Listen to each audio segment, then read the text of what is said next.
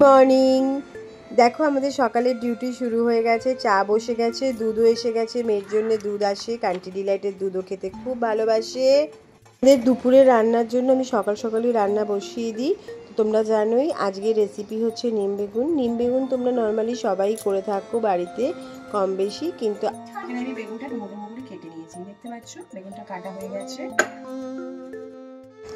কড়াইতে 1 চামচ তেল দিয়ে, 1 চামচেরও কিছু কম তেল দিয়ে ওর মধ্যে আমি একটু তেলটাকে গরম হতে দেব।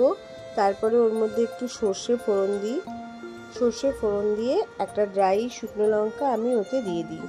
তো তেলটা একটু গরম হোক ততক্ষণে। তো তোমরা কি জানো নিম বেগুন কোন দিনকে খেতে হয়? গরমকালে আমরা ওটা বেশি খাই ঠিক কথা, কিন্তু ওর জন্য একটা নির্দিষ্ট দিন আছে যেই দিনটায় খেতে হয়। আবার কিছু দিন আছে যেই দিনগুলোতে ওটা খেতে নেই।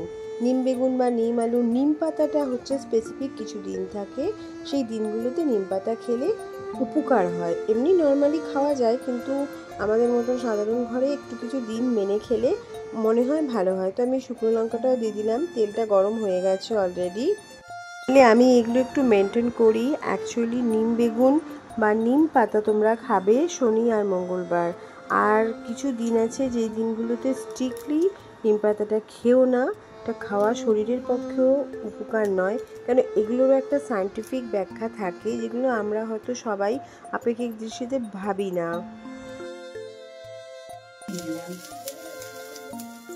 সর্ষেটা ব্লাস্ট করছে, ফুটছে, বেগুনটা দিয়ে নেড়ে এতে একটু আয়রন করবো। হাফ চামচের থেকেও কম আইসক্রিমের চামচের নুন দিলাম। বেশি নুন দেবে না, কোনো রান্নায় বেশি নুন দিয়ে খাবে না। নুনের অনেক যেমনি গুণ আছে তেমনি অনেক ক্ষতিও করে আমাদের শরীরে, সুতরাং চেষ্টা করবে পাতে নুন না খাওয়ার। আর হলুদ, দেখো আমি হাফ চামচ হলুদ দিয়ে দিলাম। হলুদটা ভালো অ্যান্টিসেপ্টিকের কাজ করে এবং খুব উপকারী। বাচ্চাদের জন্য তো বটেই, বড়দের জন্যও হয়ে যেতে পারে। তাই এটাকে আমি সটেট করে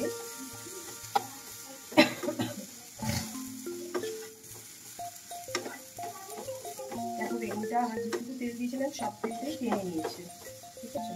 তেল নেই কিন্তু ম্যাজিক হবে।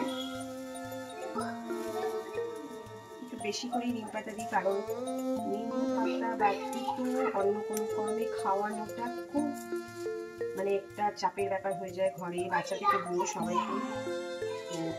সেই জন্য এই সুযোগে নিম বেগুনের সঙ্গে আমি নিম পাতাটাকে ওকে বেশি করে খাইয়ে দিই।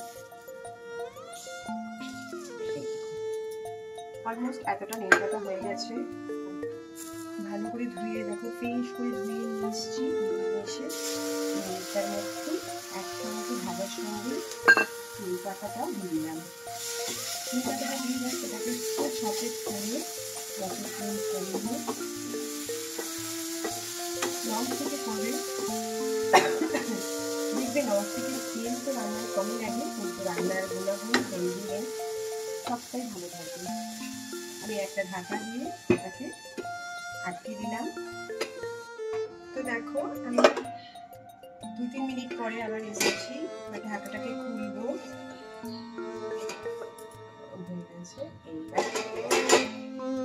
ঠিক আছে, কি সুন্দরভাবে জিনিসটা পরপর করে এই যে নিম পাতাটা আর দেখো বেগুনটা পুরো মজুদ দিয়ে একটা আলাদা টেক্সচার আছে। এটা ভাজাও হলো না, আবার আমাদের কাছে আমার অনুরোধ, তোমরা যদি পারো রবিবার আর বৃহস্পতিবার মানে সানডে অ্যান্ড থার্সডে এই দুটো দিন অ্যাভয়েড করে নিম পাতা খেতে পারো। আর জন্মবারেও নিম পাতাটা খেতে নেই, তো সেটাকেও একটু পারলে মেনটেন করো।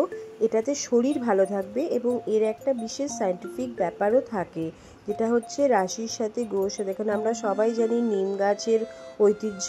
তো আমাদের এই অনুষ্ঠানটা তোমাদের ভালো লাগলে আমাদের চ্যানেলটাকে প্লিজ সাবস্ক্রাইব করে দিও।